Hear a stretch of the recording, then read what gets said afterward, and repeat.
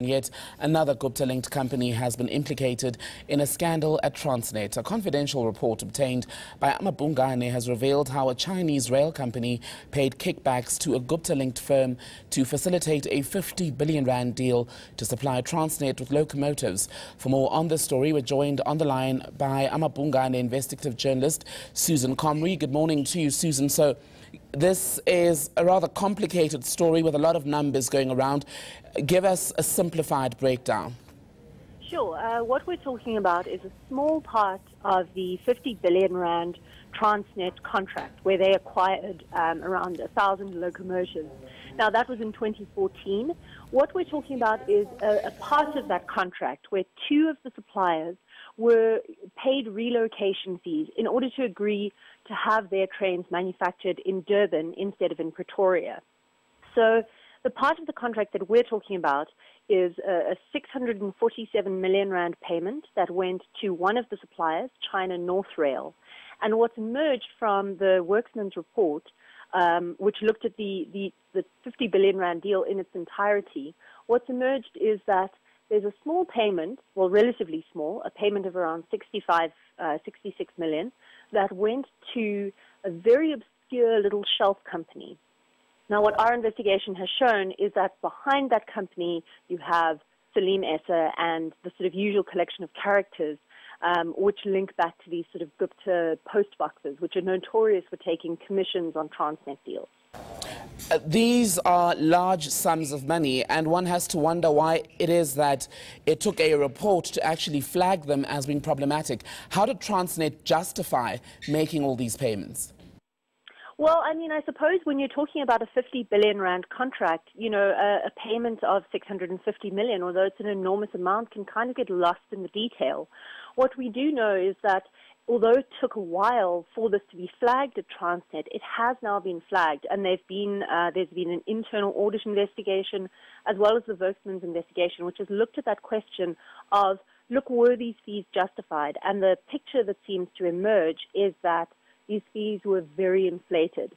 I mean, by one internal estimate that CNR had initially done, they initially said, look, this will probably cost around 9 million rand.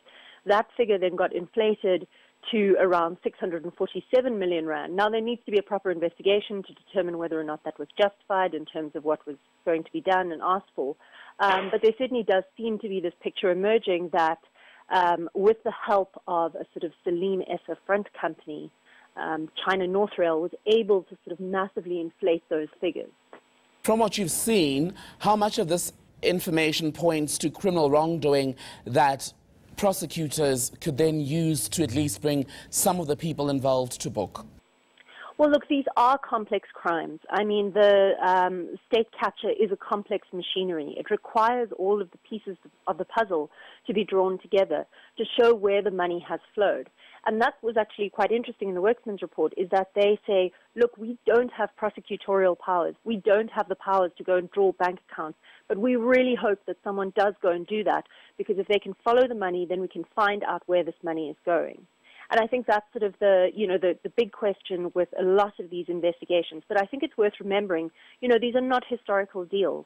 Although the deal was done in 2014 to acquire the locomotives, and this particular part of the deal was done in 2015, a lot of those locomotives still haven't been delivered. We still have to pay for those locomotives.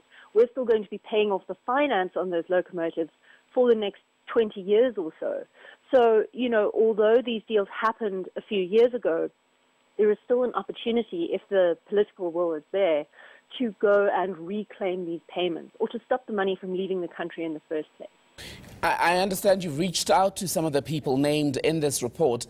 What have they said about their alleged role in the inflation of these costs, and now what Transnet is saying is going to be further action taken on the findings?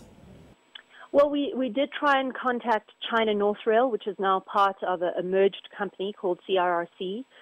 We weren't able to get any response from them. We visited their offices as well to try and get a response. Unfortunately, the little company that received the payment, BEX, which is called Business Expansion Structured Products, they seem to have, it's very unclear whether they ever had any sort of physical existence. They always seem to have been purely a letterbox. and any trace of them has sort of folded and disappeared. The sole director and sole shareholder of the company, we've tried reaching him on a number of occasions because he comes up over and over again in our investigations. But all indications are that he's moved to India. Some of the other people involved were sort of able to confirm that, yes, Bex did do this, that they were paid to do this work. Eric Wood, for instance, said that he was approached by Salim Essa to take on this project, but that he turned it down. So it really is one of those that does sort of require someone with, as we said, prosecutorial powers to go in there and start tracing who's behind this, where did the money go, where did the money flow. Salim Essa's name comes up a terrible lot, Susan, in these various allegations. Where is he now and what is he saying? We would love to know. We always do email him very detailed questions. We never get a response from him, unfortunately. I mean, our sort of vague understanding is that he's probably in Dubai. But unfortunately, he's someone who's never really willing to speak. And his role is always quite interesting within the sort of Gupta empire. I mean, our understanding is that he may have started off as a kind of lieutenant in the Gupta empire, but that he has sort of become a player in his own right, on a sort of parallel playing field to the Gupta brothers themselves. All right, investigative journalist from amaBhungane, Susan Comrie, thank you for your time.